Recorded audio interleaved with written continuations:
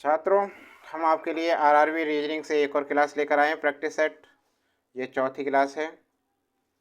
देखिए, रीजनिंग का पहला सवाल आपके सामने है। और क्लास पर आगे बढ़ने से पहले ऐसे छात्र जो पहली बार आए हैं चैनल पर और चैनल को सब्सक्राइब नहीं कर रखा है, सब्सक्राइब कर लें और ज़्यादा से ज़्यादा वीडियो को शेयर करें।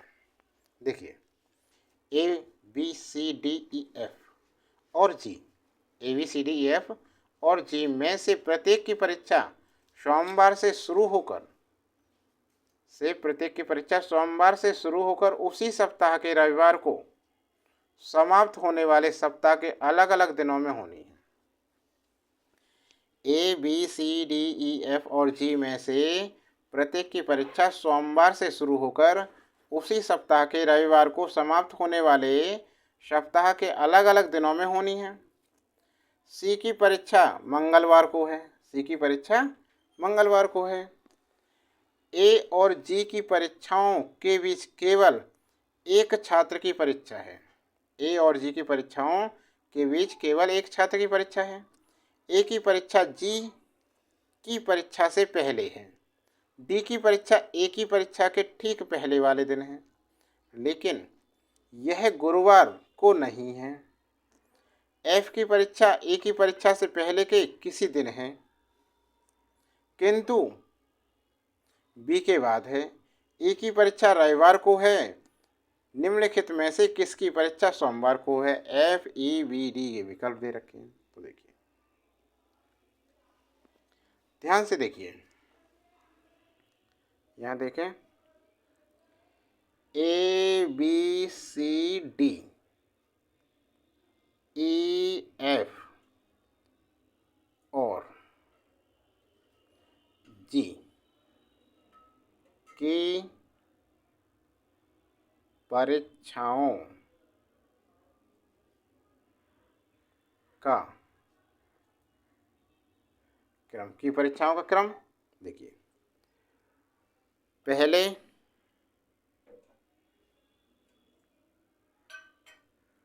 सोमवार।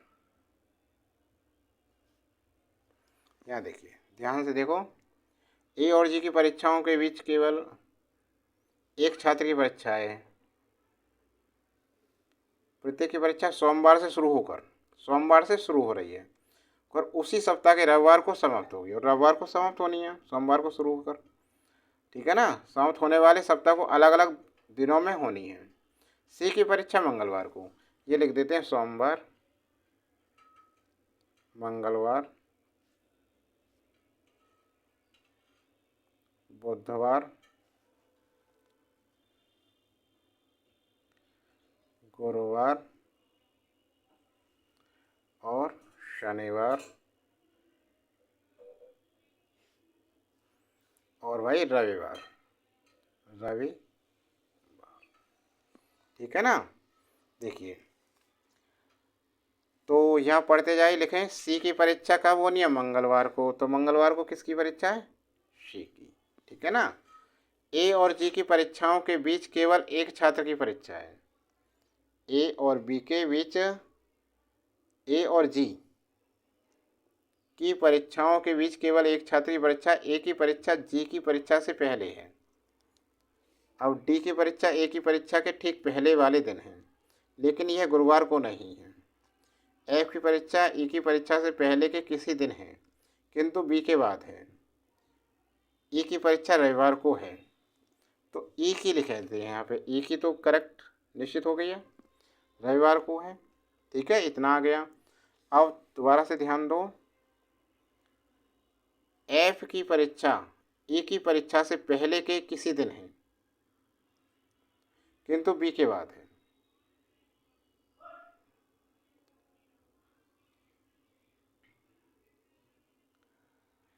किसी दिन है, दिन निश्चित नहीं है, ठीक है ना।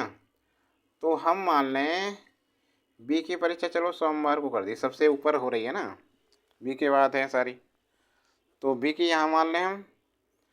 अब ए और जी की परीक्षाओं के बीच केवल एक छात्र है।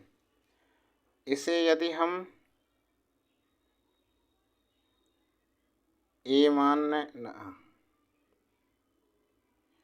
सोमवार मंगल बुध बृहस्पति शुक्रवार, शुक्रवार रह गया भाई, यहाँ शुक्रवार रह गया, शुक्रवार रह गया। शुक्रवार, यदि हम शुक्रवार को ए मान लें गुरुवार को। सुनो, ए और जी की परीक्षाओं के बीच केवल एक छात्र की परीक्षा ए की परीक्षा जी की परीक्षा से पहले है, डी की परीक्षा ए की परीक्षा के ठीक पहले वाले दिन है। तो ए यहाँ है तो डी यहाँ आ गया, डी यहाँ गया, और ए यहाँ क्या आएगा, यहाँ शनिवार को जी आ गया और यहाँ आ गया डी। ठीक है ना। देखो दोबारा से दोहराते हैं इसे। यहाँ देखो, सोमवार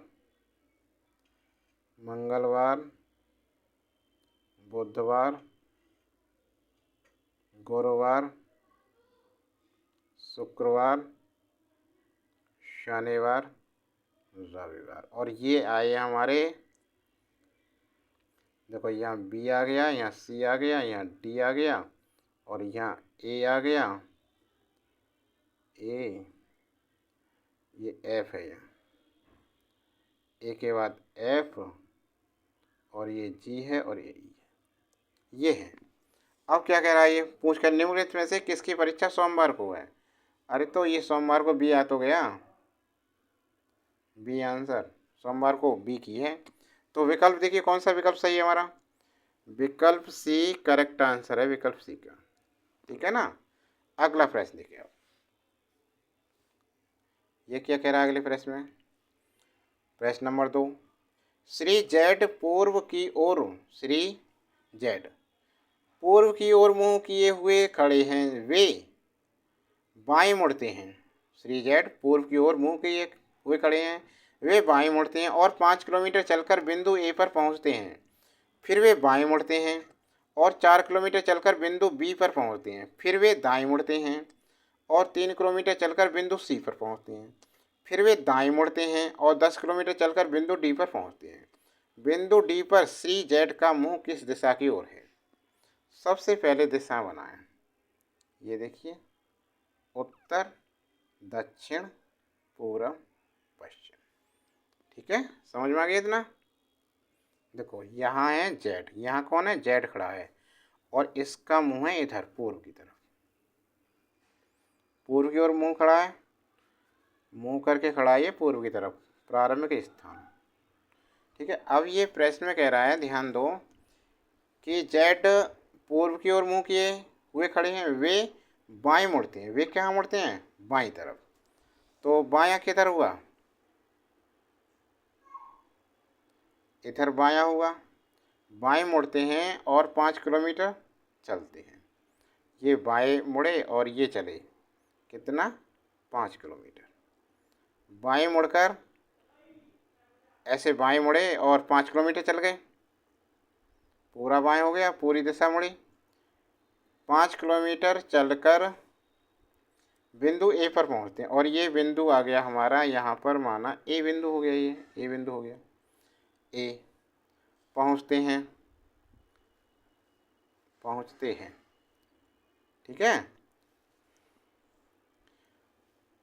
5 किलोमीटर चलकर बिंदु ए पर पहुंचते हैं। फिर वे बाएं मुड़ते हैं। फिर क्या मुड़ते हैं, बाईं तरफ मुड़ जाते हैं।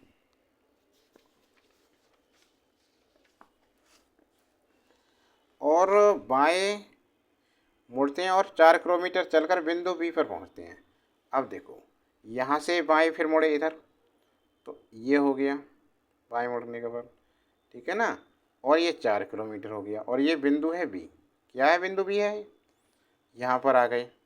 अब क्या कह रहा है ये, आगे देखो, 4 किलोमीटर चलकर बिंदु बी पर पहुँचते हैं। फिर वे दाएं मुड़ते हैं, फिर अपने दाहिने मुड़ गए, दोबारा से इधर मुड़ गए, दाएं मुड़ते हैं और 3 किलोमीटर चलकर बिंदु सी पर पहुँचते हैं।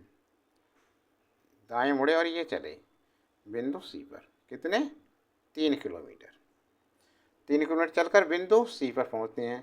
फिर वे दाएं मुड़ते हैं और फिर दाएं मुड़ गए इधर, और 10 किलोमीटर चलकर बिंदु डी पर पहुँचते हैं।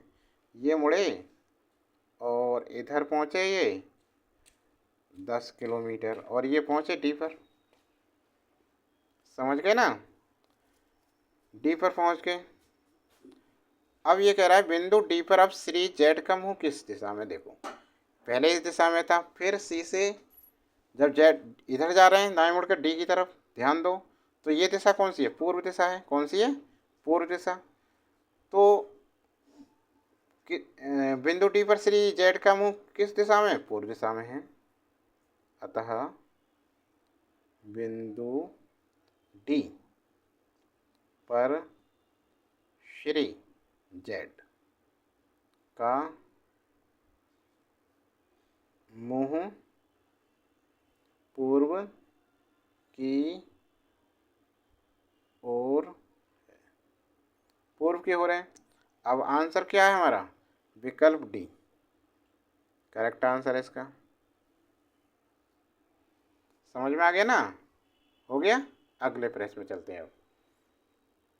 अब देखिए तीसरा प्रश्न, वह विकल्प चुने जो तीसरे शब्द से उसी तरह संबंधित है, वह विकल्प चुने जो तीसरे शब्द से उसी तरह संबंधित है जैसे दूसरा शब्द पहले शब्द से संबंधित है, हाथ, अंगूठा, पेन। तो देखिए क्या है, जल्दी से कमेंट बॉक्स में इसका आंसर दीजिए, 10 सेकंड देते हैं आपके लिए।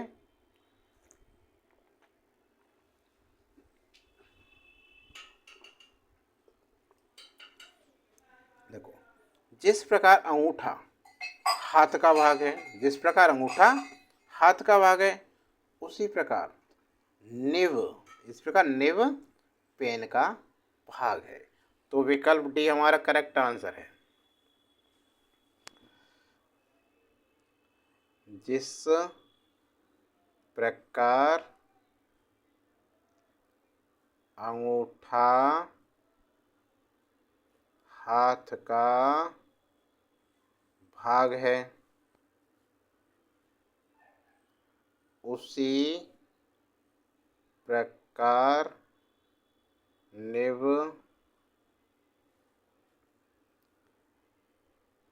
पेन का भाग है। समझ में आ गया ना। अब अगला देखो, क्वेश्चन नंबर 4, जमन और समन भाई हैं, जमन और समन भाई हैं जिनका एकल अभिभावक रोसियो है, जिनका एकल अभिभावक कौन है, रोसियो है। रोसियो दमन का भाई है जिसकी माँ का इकलौता भाई शेर है। दमन जमन की बुआ है। शेर का केवल एक भांजा और एक भांजी है। शेर के भांजे का नाम क्या है। अब देखो आरेख के द्वारा बताएंगे इस सवाल के लिए। सबसे पहले पढ़ते जाइए, जमन और समन भाई हैं, तो यहाँ आरेख बनाते हैं आपके लिए। देखो ये है माना जमन, ये जमन, ये क्या जमन, और भाई ये है हमारा समन। और ये दोनों क्या हैं, भाई भाई। कौन है ये, भाई भाई, ठीक है ना। अब आगे क्या है, जमन और समन भाई हैं जिनका एकल अभिभावक रोसियो है। अब देखिए हम रोसियो है जो अभिभावक है इनका अकेला और कोई नहीं है इनका, यहाँ लिखते हैं रोसियो। रोसियो कौन है, रोसियो। और ये इन दोनों का क्या है, अभिभावक।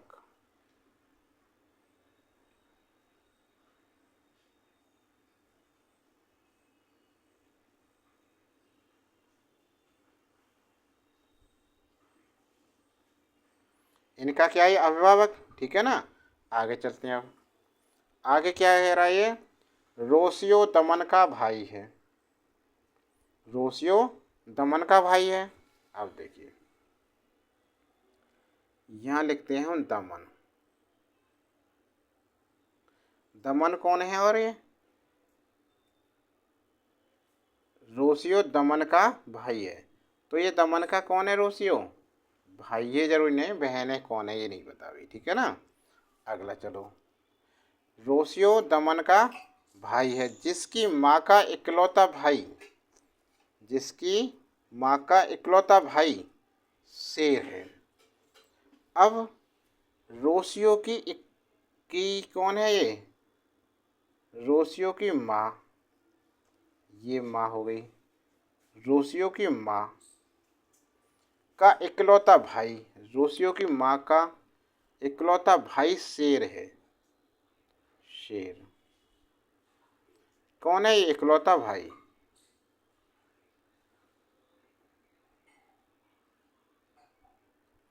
इकलौता भाई है शेर।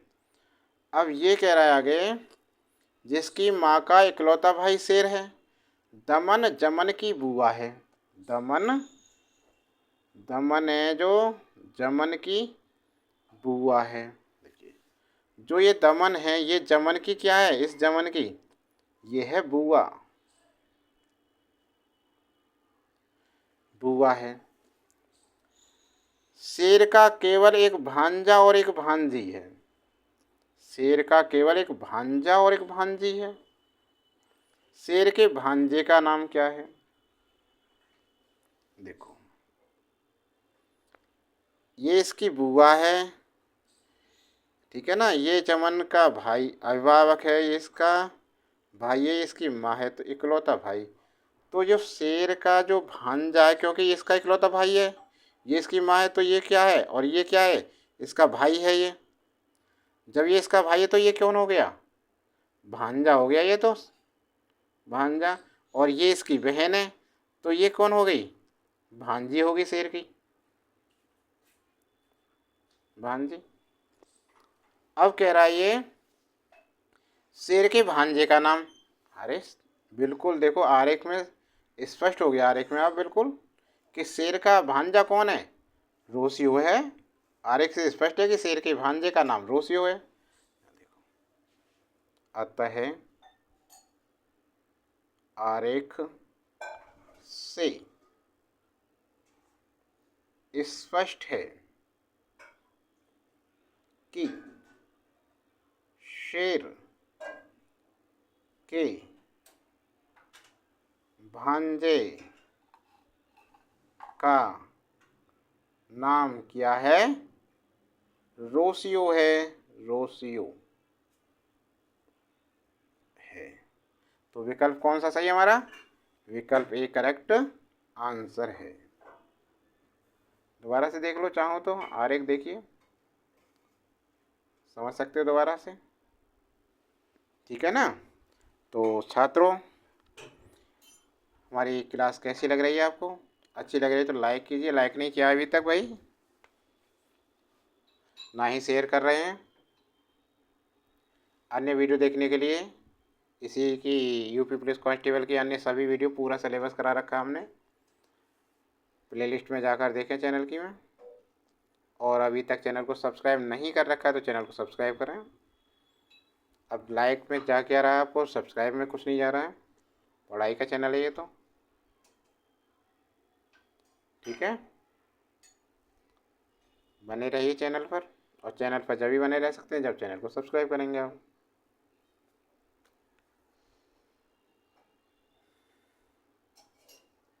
दोबारा से समझाएं क्या?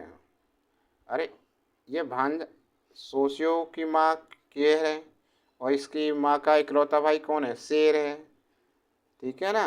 जब इसकी ये माँ है तो इसका ये मामा हुआ, शेर मामा हुआ सोशियो का, और शेर का सोशियो भांजा हुआ। और ये भांजी, भांजे का नाम पूछ रहा है तो ये सोशियो हो गया।